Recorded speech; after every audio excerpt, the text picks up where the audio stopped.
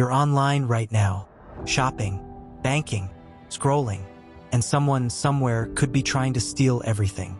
Cybercrime in 2024 is expected to cost the world over $10 trillion. But what if AI could stop hackers before they strike? Hackers are no longer just guys in hoodies.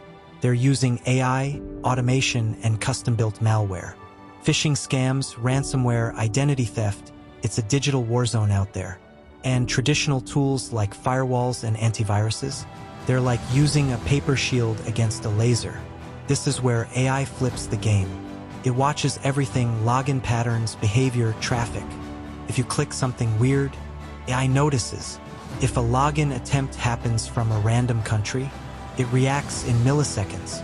Some systems even know how you behave online. And the moment something's off, boom, access denied. It's like a digital bodyguard that never sleeps. Banks, hospitals, and governments are already using AI to block attacks before they start. In one case, AI flagged a ransomware attack 12 seconds before the virus could lock a system. That saved an entire company from being shut down. Imagine that kind of power on your personal devices.